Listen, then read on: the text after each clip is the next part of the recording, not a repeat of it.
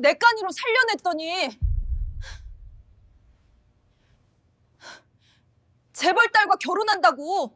수술실 복도에 쭈그려 앉아 그 말을 들었을 때 나는 내 귀를 의심했습니다.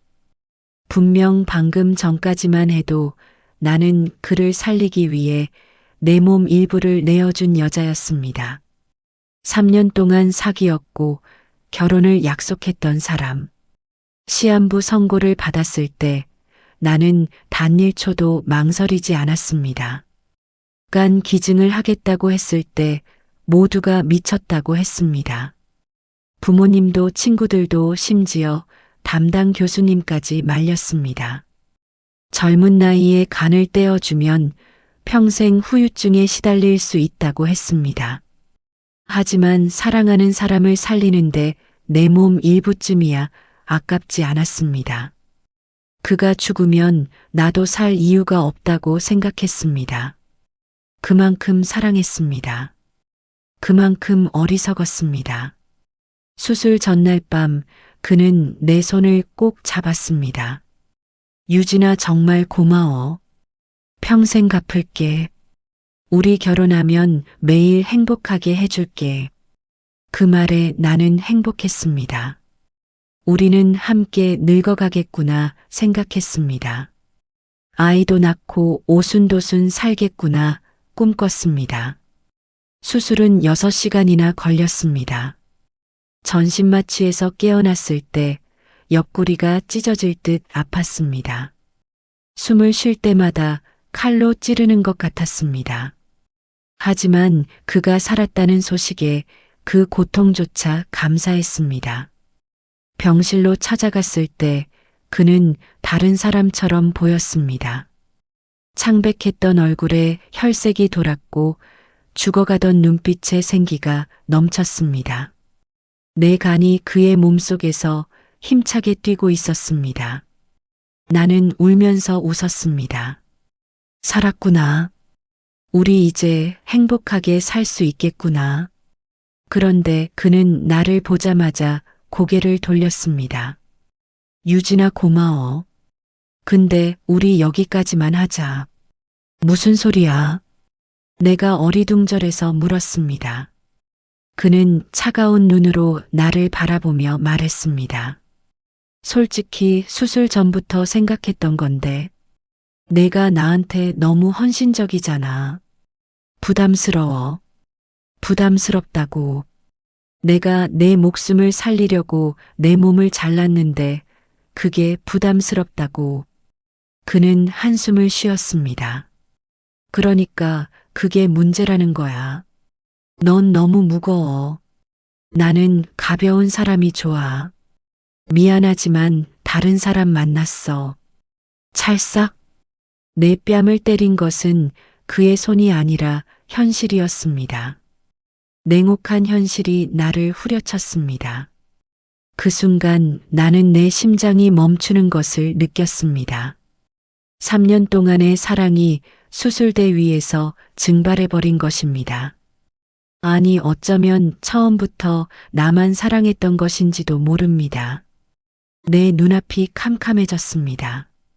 다리에 힘이 풀려 그 자리에 주저앉았습니다. 2주 뒤 나는 더 큰 충격을 받았습니다. 긴급 속보입니다. 대한의료그룹 최대 주주의 외동딸 민서연 씨와 신진 외과 전문의 박준혁 씨의 결혼이 정격 발표되었습니다. 텔레비전 화면에는 그가 웃고 있었습니다. 내 간을 이식받고 불과 2주 만에 재벌가 딸과 나란히 서서 환하게 웃고 있었습니다. 그의 옆에는 화려한 드레스를 입은 여자가 있었습니다. 수백억대 자산가의 외동딸. 나는 아직 수술 부위가 아물지도 않아 진통제를 먹고 있었습니다. 밤마다 통증에 잠을 설쳤습니다. 진통제 없이는 버틸 수가 없었습니다. 그런데 그는 내 간으로 새 인생을 시작하고 있었습니다. 병원 복도에서 수군거리는 소리가 들렸습니다. 야, 걔 불쌍하다. 간까지 떼어줬는데 차였대. 에이, 몰랐을 리가 없지. 알면서도 바보같이 준 거 아냐? 진짜 한심하다. 쿵. 내 가슴이 내려앉는 소리가 들렸습니다. 나는 그들의 시선을 피해 화장실로 숨었습니다. 거울 속 내 얼굴은 누렇게 떠 있었습니다. 수술 후유증으로 아직 회복 중이었습니다. 옆구리에는 길게 봉합된 상처가 있었습니다. 15cm나 되는 긴 흉터. 나는 그 상처를 손가락으로 천천히 따라 그리며 생각했습니다. 이것이 내 사랑의 증거였습니다. 하지만 이제는 내 어리석음의 증거가 되어버렸습니다. 눈물이 볼을 타고 흘러내렸습니다. 내 인생은 뭐였을까? 내 사랑은 뭐였을까? 내 희생은 대체 뭐였던 걸까? 답은 없었습니다. 그저 공허함만 가득했습니다. 주인공의 운명은 어떻게 될까요? 다음 이야기가 궁금하시다면 구독과 좋아요 부탁드립니다. 결혼 발표 다음 날 나는 병원에 출근했습니다. 레지던트 과정을 밟고 있었기 때문에 아프다고 쉴 수 없었습니다. 수술 부위는 여전히 욱신거렸지만 진통제를 삼키고 가운을 입었습니다. 거울을 보니 얼굴이 창백했습니다. 하지만 병원 분위기가 이상했습니다. 평소와 달랐습니다. 평소에는 인사를 하던 선배들이 눈을 피했습니다. 후배들은 수군거리다가 내가 지나가면 입을 다물었습니다. 복도를 걸을 때마다 시선이 느껴졌습니다. 마치 동물원 원숭이가 된 기분이었습니다. 나는 애써 무시하고 업무를 보려 했습니다. 하지만 곧 현실을 직시하게 되었습니다.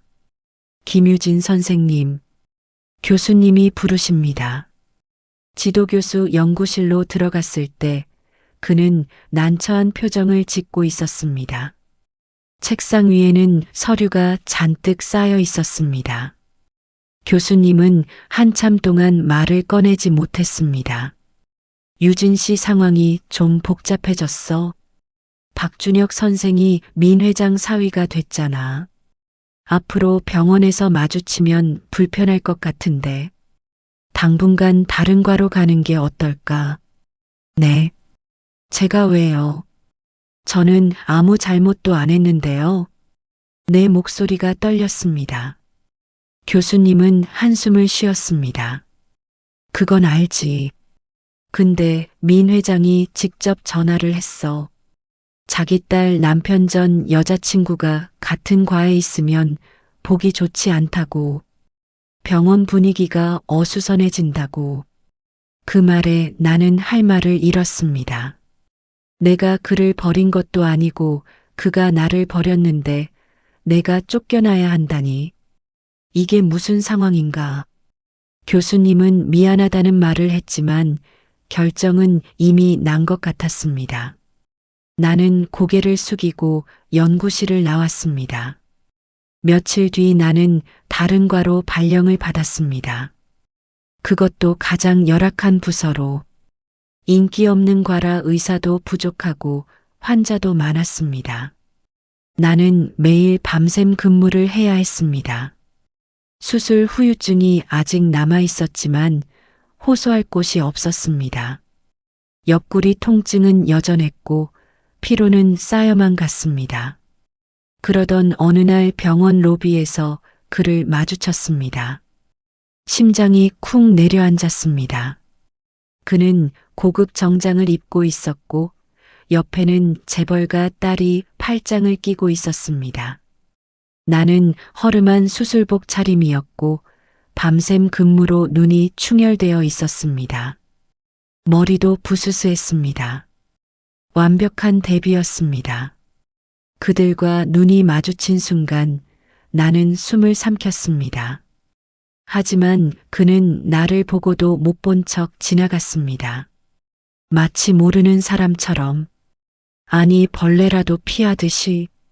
3년 동안 사귀었던 사람을 이렇게 무시할 수 있다니. 재벌가 딸이 그에게 속삭이는 소리가 들렸습니다. 오빠, 저 여자가 간준 애야. 불쌍하다. 킥킥. 그는 작게 웃으며 대답했습니다. 신경 쓰지 마. 과거일 뿐이야. 이제 우리만 생각하자. 과거. 내가 과거라고.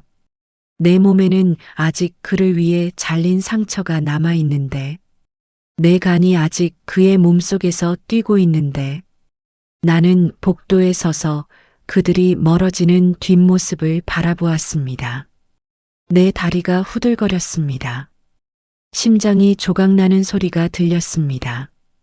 화장실로 뛰어가 문을 잠그고 울었습니다. 소리를 죽이며 울었습니다. 주먹으로 입을 막고 오열했습니다. 3년이라는 시간이 무색하게 나는 그저 과거가 되어버렸습니다. 아무것도 아닌 존재가 되어버렸습니다. 그날 밤 집에 돌아와 옷을 벗었습니다. 거울에 비친 옆구리에 흉터가 보였습니다. 15cm나 되는 긴 흉터, 빨갛게 부어오른 상처. 나는 그 흉터를 손가락으로 천천히 따라 그렸습니다. 이것이 내 사랑의 증거였습니다. 하지만 이제는 내 어리석음의 증거가 되어버렸습니다. 눈물이 또 흘렀습니다. 전화기를 들었다 내려놓았습니다. 부모님께 전화할까 했지만 그만뒀습니다. 이미 돌아가셨기 때문입니다. 친구들에게 연락할까 했지만 역시 그만뒀습니다. 불쌍하다는 시선을 견딜 자신이 없었습니다. 위로받고 싶지 않았습니다. 그저 혼자 있고 싶었습니다. 나는 혼자였습니다. 완벽하게 혼자였습니다. 세상에서 가장 외로운 사람이 된 기분이었습니다. 천장을 바라보며 생각했습니다. 이게 내 인생인가? 이렇게 끝나는 건가? 상황은 점점 더 나빠졌습니다. 재벌가의 힘은 내가 생각했던 것보다 훨씬 강했습니다. 민 회장이 병원의 최대 주주라는 사실을 나중에야 알았습니다. 지분 30% 이상을 보유한 대주주였습니다. 그 말은 곧 병원 전체가 그의 손바닥 안에 있다는 뜻이었습니다. 이사회도 병원장도 모두 그의 눈치를 봐야 했습니다. 어느 날 당직 근무를 서고 있을 때 수간호사가 찾아왔습니다. 그녀의 표정이 심각했습니다. 김 선생님, 이거 보셨어요? 그녀가 내민 것은 내부 게시판 출력물이었습니다. 거기에는 내 이름이 적혀 있었습니다. 김유진 레지던트, 업무 태만 및 환자 불친절 민원 접수, 경고 처분. 제가요. 언제 불친절했다는 건데요? 나는 어이가 없었습니다. 매일 환자들에게 최선을 다했는데 수간호사는 고개를 저었습니다. 저도 이상해서 확인해 봤는데요. 민원을 넣은 환자가 있긴 있는데 이름이 가명이에요. 연락처도 없고요. 누가 일부러 넣은 것 같아요. 나는 그것이 누구의 짓인지 바로 알 수 있었습니다. 하지만 증거가 없었습니다. 억울해도 항변할 수 없었습니다. 며칠 뒤 또 다른 일이 터졌습니다. 내가 작성한 환자 차트에서 오류가 발견되었다는 것입니다. 약물 용량이 잘못 기재되어 있다고 했습니다. 하지만 나는 분명히 정확하게 작성했습니다. 3번이나 확인했습니다. 교수님, 저는 분명히 확인하고 작성했습니다. 절대로 실수하지 않았습니다. 지도교수는 한숨을 쉬었습니다. 유진 씨, 나도 믿고 싶어. 근데 전산 기록에 내 아이디로 수정된 흔적이 있어. 시간까지 찍혀 있어. 어떻게 해명할 거야? 나는 할 말이 없었습니다. 누군가 내 계정으로 접속해서 차트를 조작한 것이 분명했습니다. 하지만 그것을 어떻게 증명할 수 있을까요? 결국 나는 또 한 번 경고를 받았습니다. 두 번째 경고였습니다. 세 번이면 퇴출이었습니다. 병원 사람들이 나를 보는 눈빛이 달라졌습니다. 어떤 사람들은 대놓고 수군거렸습니다. 쟤 좀 이상한 거 아냐? 남자한테 차이더니 일도 못하네. 정신이 나갔나 봐. 또 다른 사람들은 내게 다가오지 않았습니다. 마치 전염병 환자를 피하듯이 점심시간에도 혼자 밥을 먹었습니다. 가장 힘들었던 것은 내 능력을 의심받는 것이었습니다. 나는 항상 최선을 다해 공부했고 환자들을 성심껏 돌봤습니다. 의대 성적도 상위권이었습니다. 전교에서 5손가락 안에 들었습니다. 하지만 이제 사람들은 내가 무능하다고 생각했습니다. 실력 없는 의사라고 생각했습니다. 어느 날 밤 당직실에서 울고 있을 때 후배 한 명이 들어왔습니다. 선배님 괜찮으세요? 나는 황급히 눈물을 닦았습니다. 응, 괜찮아. 그냥 좀 피곤해서 일이 많으니까. 후배는 잠시 망설이다가 말했습니다. 선배님, 저 솔직히 말해도 될까요? 다들 알아요. 선배님한테 무슨 짓을 하는지, 누가 민원 넣고 차트 조작하는지. 근데 아무도 나서지 못해요. 민 회장이 무섭거든요. 잘리면 끝이니까요. 이 업계에서 매장당하거든요. 알아, 고마워. 내 마음만 받을게. 조심해. 너까지 엮이면 안 돼. 후배가 나간 뒤 나는 다시 눈물이 흘렀습니다. 모두가 알면서도 외면하는 것, 진실을 알면서도 침묵하는 것, 그것이 가장 큰 고통이었습니다. 세상이 나를 버린 기분이었습니다. 정의는 없었습니다. 그날 밤 집에 돌아와 거울 앞에 섰습니다. 불과 2달 전만 해도 나는 꿈이 있는 의대생이었습니다. 사랑하는 사람이 있었고 미래가 밝았습니다. 희망이 있었습니다. 하지만 지금 내 앞에 선 여자는 누구인지 알 수 없었습니다. 푹 꺼진 눈에 핏기 없는 얼굴, 뼈만 앙상하게 남은 몸. 나는 완전히 망가져 있었습니다. 내가 뭘 잘못한 걸까? 사람을 사랑한 것이 죄인가? 그 사람을 살리려고 한 것이 죄인가? 대답은 없었습니다. 나는 바닥에 주저앉아 울었습니다.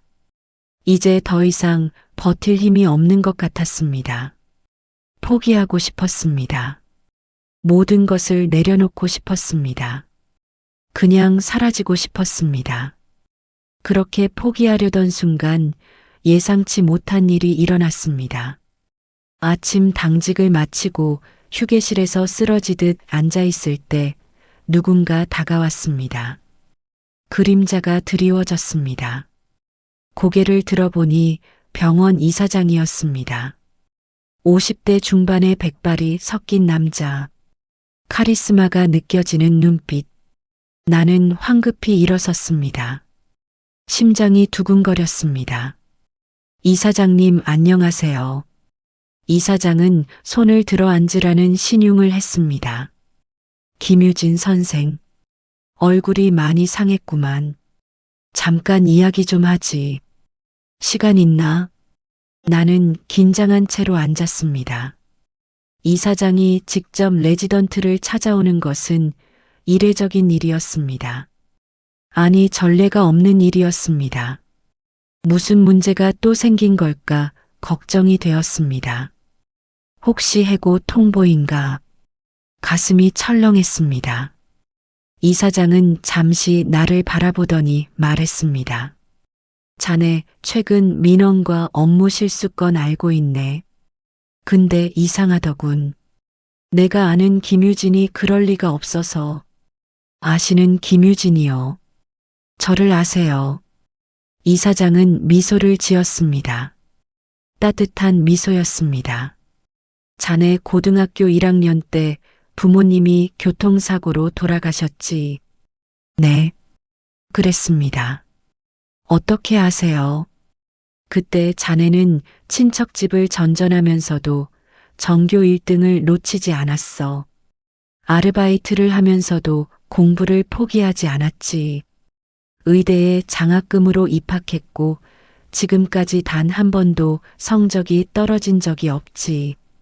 그런 학생이 갑자기 업무를 못한다고, 민원을 받는다고. 말이 안 되지 않나? 나는 놀라서 그를 바라보았습니다. 눈이 커졌습니다. 이사장님이 제 과거를 어떻게 아세요? 왜 저를 아세요? 이사장은 서류 봉투를 내밀었습니다. 두꺼운 봉투였습니다. 이것 좀 보게.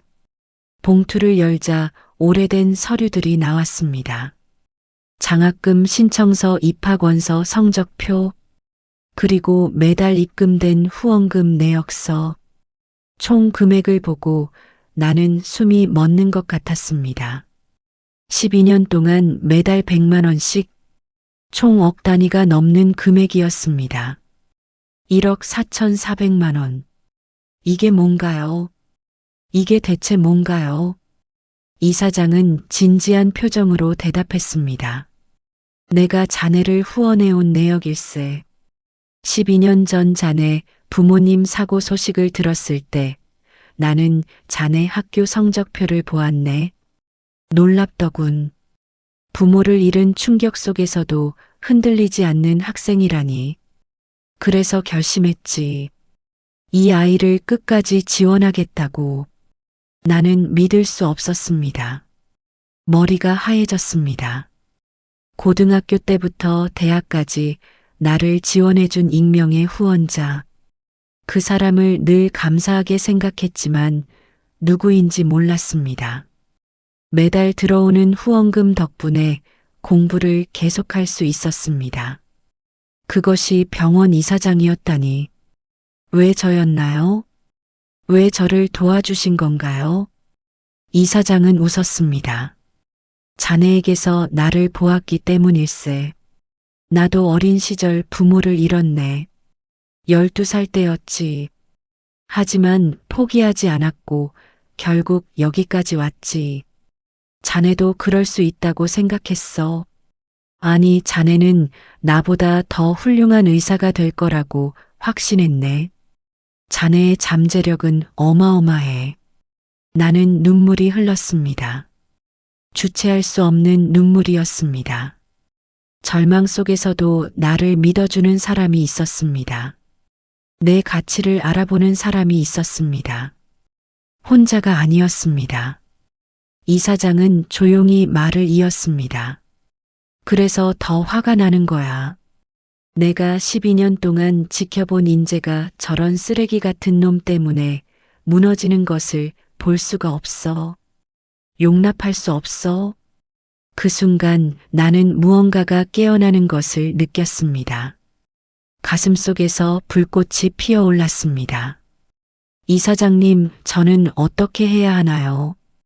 이사장은 단호하게 말했습니다. 일어서게 김유진. 자네는 무너질 사람이 아니야. 내가 도와주겠네. 이제 반격할 시간이야. 반격이요. 제가 무엇을 할 수 있을까요? 이사장은 내 어깨를 잡았습니다. 자네는 혼자가 아니야. 나는 이 병원의 이사장이야. 민 회장이 최대 주주라 해도 나에게는 나만의 힘이 있어. 그리고 무엇보다 자네에게는 진실이 있어. 정의가 있어. 나는 고개를 들었습니다. 눈물을 닦았습니다. 새로운 희망이 보이기 시작했습니다. 포기하려던 마음이 사라졌습니다. 대신 분노가 차올랐습니다. 정당한 분노였습니다. 나를 짓밟은 자들에게 반드시 대가를 치르게 하겠다고 다짐했습니다. 알겠습니다, 이사장님. 제가 무엇을 해야 하는지 알려주세요. 이사장은 미소를 지었습니다. 좋아. 따라오게. 보여줄 것이 있네. 이사장은 나를 자신의 집무실로 데려갔습니다. 병원 최상층에 위치한 넓은 방이었습니다.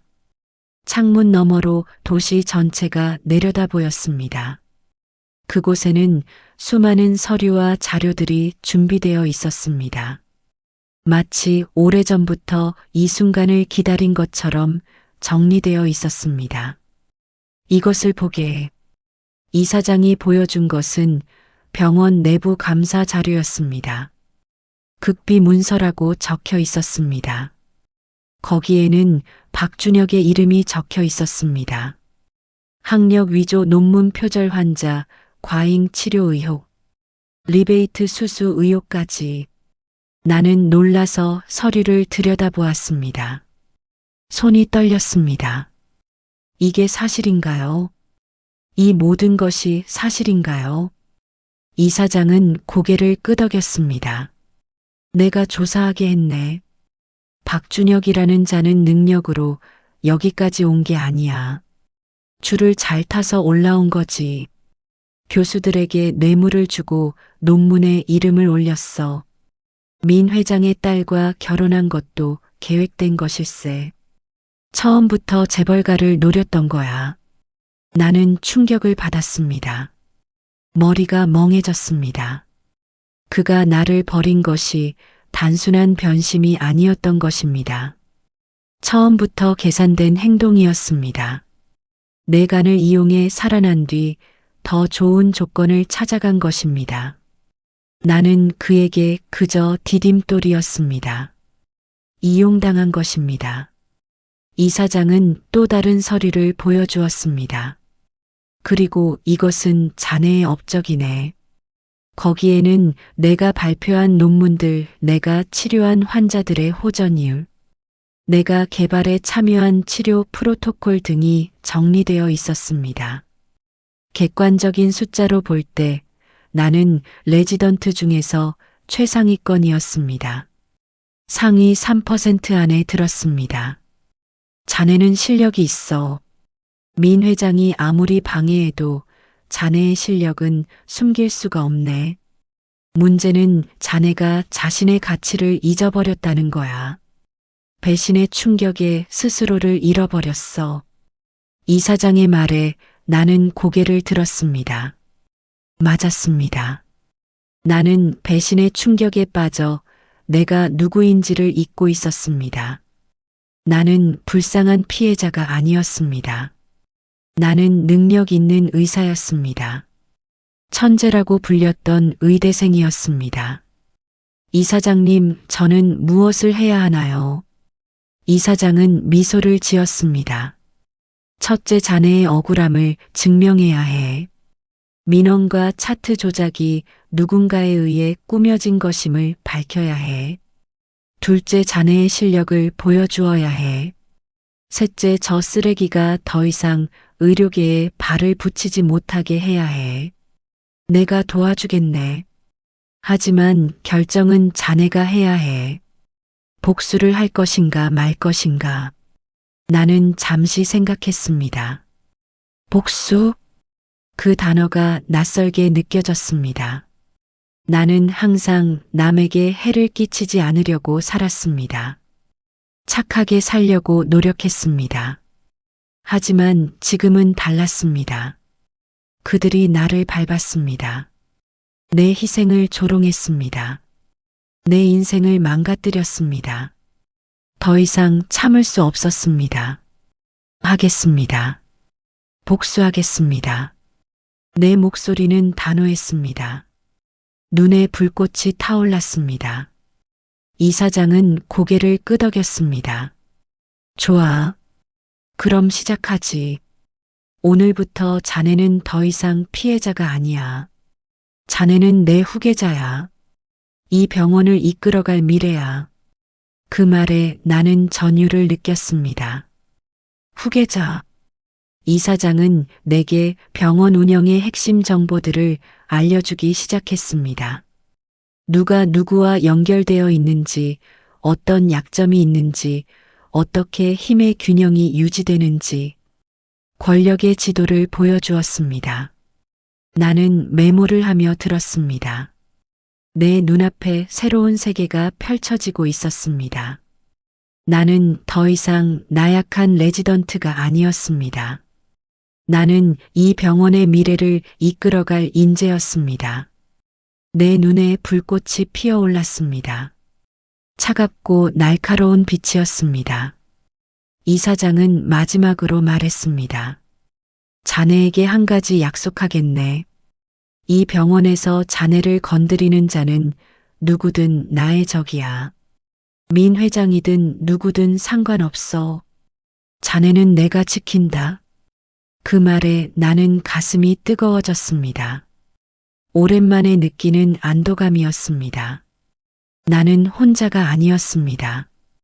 강력한 후원자가 생긴 것입니다. 그리고 나는 나를 짓밟은 자들에게 반드시 응분의 대가를 치르게 할 것입니다. 기다려라, 박준혁. 내가 나에게 한 짓을 100배로 돌려주겠다.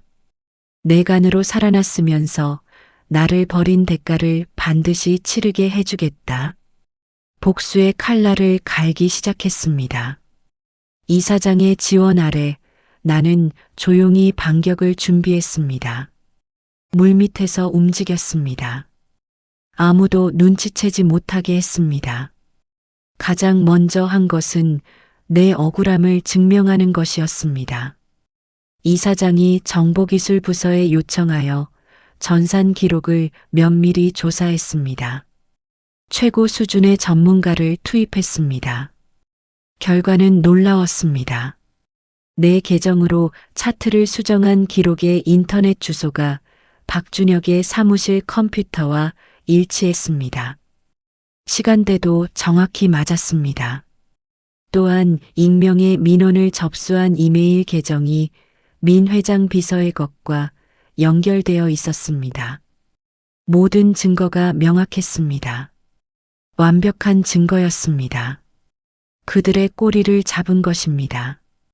이사장은 이 증거들을 병원윤리위원회에 제출했습니다. 동시에 박준혁의 학력과 논문 위조에 대한 조사도 시작되었습니다. 대학 측에 공문을 보냈습니다. 학술지에도 검증을 요청했습니다. 그리고 결정적인 한 수가 있었습니다. 이사장은 병원 이사회를 소집했습니다. 긴급 안건이라고 통보했습니다. 민 회장도 최대 주주로서 참석했습니다. 회의는 병원 발전 방향에 대한 논의로 시작되었습니다. 평범한 회의처럼 보였습니다. 하지만 중간에 이사장이 말했습니다. 잠깐 중요한 안건이 있습니다. 박준혁 전문의의 자격에 관한 것입니다. 민 회장의 얼굴이 굳어졌습니다. 무슨 소리입니까? 갑자기 왜 내 사위 이야기를 꺼내는 겁니까? 이사장은 서류를 꺼냈습니다. 두꺼운 서류 뭉치였습니다. 박준혁 씨의 의사 면허 취득 과정에서 심각한 문제가 발견되었습니다. 졸업 논문 표절 실습 시간 조작 그리고 최근의 환자 차트 위조 및 동료 의사에 대한 조직적 괴롭힘까지 모두 증거가 있습니다. 회의실이 술렁거렸습니다. 이사들이 서로 눈을 마주쳤습니다. 민 회장이 벌떡 일어섰습니다. 이것은 근거 없는 비방입니다. 증거가 있습니까? 명예훼손으로 고소하겠습니다. 이사장은 차분하게 대답했습니다. 물론이지요. 여기 모든 증거 자료가 있습니다. 인터넷 주소 추적 기록, 이메일, 원본 논문 비교 분석 결과 모두 있습니다. 전문가 감정서도 있습니다. 원하신다면 외부 기관에 의뢰하여 검증받을 수도 있습니다. 오히려 환영합니다. 민 회장의 얼굴이 창백해졌습니다. 식은땀이 흘렀습니다. 다른 이사들이 서류를 돌려보며 심각한 표정을 지었습니다. 이것이 사실이라면 중대한 문제입니다. 병원 명예가 걸린 일입니다. 의사 면허 취소 사유에 해당하지 않습니까? 형사 처벌도 가능하겠군요. 이사장은 고개를 끄덕였습니다. 맞습니다. 그래서 저는 이 건을 대한의사협회와 보건복지부에 정식 보고할 예정입니다. 환자 안전을 위해 반드시 필요한 조치입니다. 병원의 신뢰를 위해서도 마찬가지입니다. 민 회장이 버럭 소리를 질렀습니다. 감히 내 사위를, 내가 누군지 알아. 이 병원 최대 주주야. 당장 철회해. 이사장은 냉정하게 맞섰습니다. 민 회장님, 아무리 최대 주주라 해도 의료 윤리를 무시할 수는 없습니다. 이것은 환자의 생명과 직결된 문제입니다. 돈으로 해결될 문제가 아닙니다. 법과 윤리 앞에서는 누구도 예외가 없습니다. 회의실은 긴장감으로 가득 찼습니다. 팽팽한 대립이었습니다. 나는 밖에서 이 소식을 들으며 주먹을 꽉 쥐었습니다. 손톱이 손바닥을 파고들었습니다. 드디어 시작이었습니다. 반격의 서막이 올랐습니다. 며칠 뒤 박준혁의 논문 표절이 학계에 알려졌습니다. 그가 발표한 3편의 논문 중 2편이 해외 논문을 그대로 번역한 것임이 밝혀졌습니다. 구절 하나하나가 일치했습니다. 의료계가 발칵 뒤집어졌습니다. 언론에서도 보도했습니다. 동시에 그의 환자 과잉 치료 의혹도 터져나왔습니다. 불필요한 수술을 권유하고 과도한 비용을 청구한 사례가 속속 드러났습니다.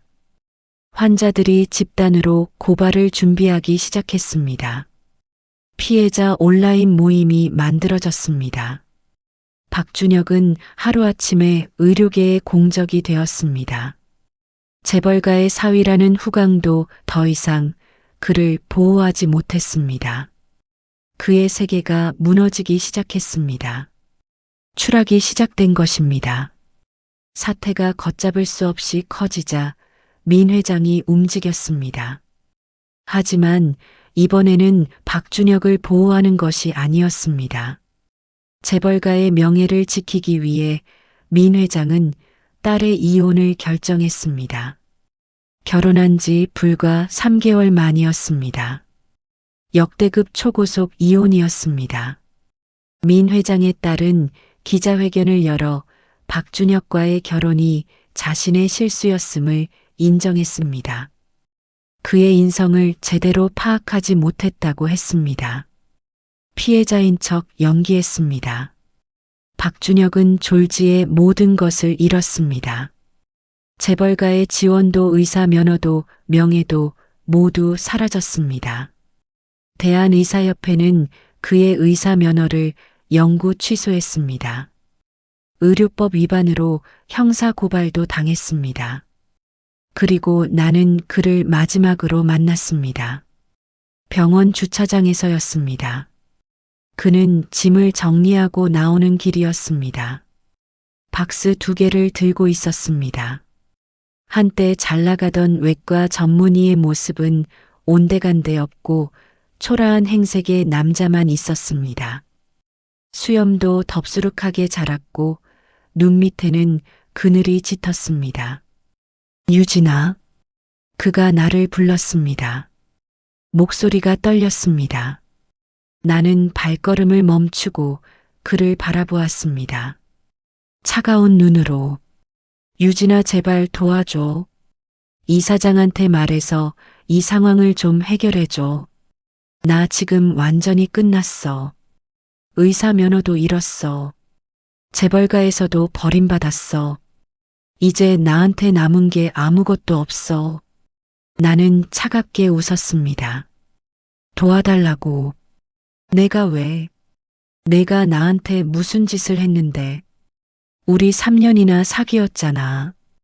그 정은 어디 갔어? 한때는 사랑했잖아. 나는 옆구리를 만졌습니다.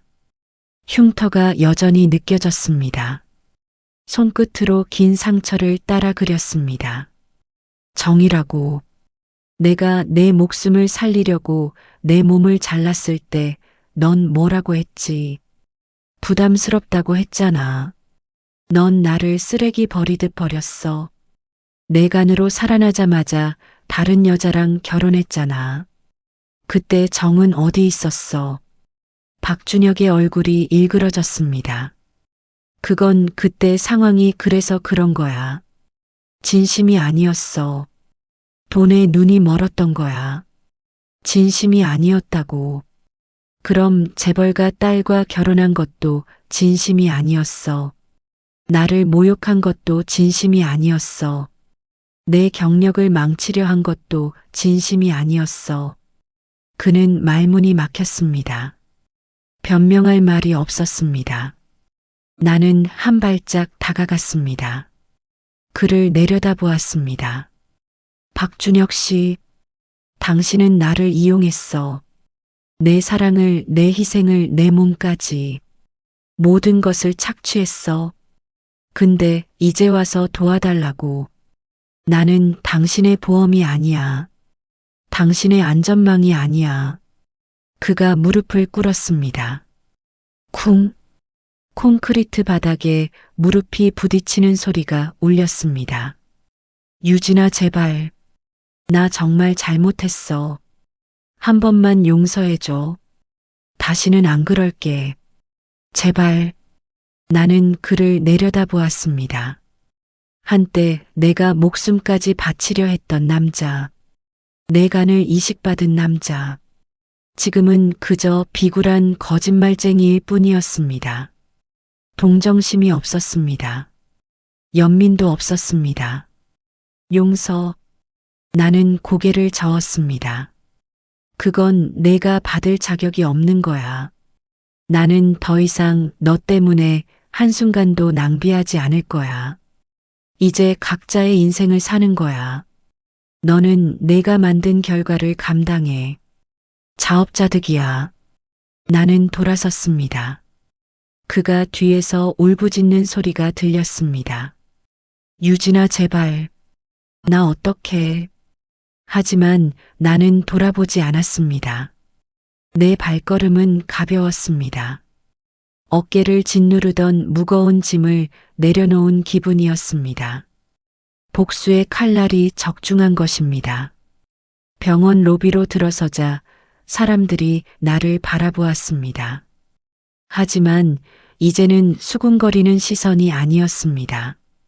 존경과 경외의 눈빛이었습니다. 김유진 선생님, 대단하세요. 정의가 실현되었네요. 진짜 통쾌해요. 나는 미소를 지으며 고개를 끄덕였습니다. 내 인생의 새로운 장이 시작되고 있었습니다. 이제는 내가 주인공이었습니다. 그날 밤 집에 돌아와 거울 앞에 섰습니다. 거울 속 여자는 더 이상 창백하고 무력한 피해자가 아니었습니다. 눈에 빛이 돌았고 어깨가 펴졌습니다. 강인한 여자가 거기 서 있었습니다. 나는 옆구리의 흉터를 만졌습니다. 이제 이 흉터는 나의 어리석음이 아니라 나의 성장을 상징했습니다. 고통을 딛고 일어선 증거였습니다. 하지만 여기서 끝이 아니었습니다. 복수는 완성되었지만 새로운 목적이 필요했습니다. 나는 더 큰 꿈을 꾸기 시작했습니다. 1년이 지났습니다. 나는 이제 더 이상 레지던트가 아닙니다. 이사장의 후원과 내 실력으로 나는 병원의 핵심 인재가 되었습니다. 젊은 나이에 부원장 직위까지 올랐습니다. 모두가 놀랐습니다. 하지만 내가 가장 자랑스러워하는 것은 그것이 아닙니다. 나는 병원 시스템을 바꾸기 시작했습니다. 진정한 개혁을 시작한 것입니다. 첫째로 환자 보호 프로그램을 만들었습니다. 불필요한 수술이나 과잉 치료를 받지 않도록 환자들에게 충분한 정보를 제공하고 다른 의사의 소견을 들을 권리를 보장하는 시스템입니다. 박준혁 같은 의사가 다시는 환자를 이용하지 못하도록 했습니다. 둘째로 의료진 윤리감시위원회를 강화했습니다. 철저한 검증 시스템을 구축했습니다. 논문 표절, 검사 실력 평가, 인성 검증까지 능력 없이 줄만 타는 의사들을 걸러냈습니다. 실력 있는 의사들이 정당한 평가를 받도록 했습니다. 셋째로 저소득층 의료지원재단을 설립했습니다. 이사장과 함께 사제를 출연하여 형편이 어려운 환자들이 양질의 의료 서비스를 받을 수 있도록 했습니다. 특히 어린 시절 부모를 잃은 학생들을 위한 장학 프로그램도 만들었습니다. 나처럼 누군가의 도움으로 일어설 수 있도록 제가 받은 은혜를 다음 세대에게 전하고 싶었습니다. 어느 날 재단 사무실에서 서류를 정리하고 있을 때 이사장이 찾아왔습니다. 얼굴에 미소가 가득했습니다. 유진 씨 정말 대단해졌군. 불과 1년 만에 이렇게 성장하다니. 자랑스럽네. 나는 웃었습니다. 이사장님 덕분입니다. 이사장님이 저를 믿어주지 않았다면 저는 여기 없었을 겁니다. 이사장은 고개를 저었습니다. 아니야. 나는 기회를 줬을 뿐이야. 자네가 스스로 일어선 거지. 그리고 더 대단한 것은 자네가 복수에서 멈추지 않았다는 거야. 자네는 이 고통을 더 큰 선으로 바꿨어. 그것이 진정한 성공이야.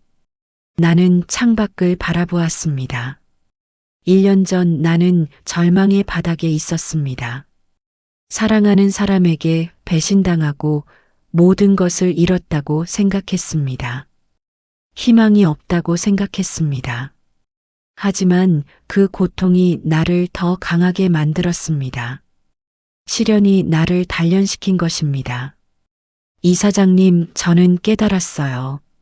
진정한 힘은 다른 사람을 짓밟는 데 있는 게 아니라 다른 사람을 일으켜 세우는 데 있다는 것을요. 복수는 달콤했지만 그것만으로는 공허했습니다. 진짜 보람은 누군가를 도울 때 느꼈습니다. 이사장은 흐뭇하게 웃었습니다. 그래, 그게 바로 내가 자네에게서 본 것이야.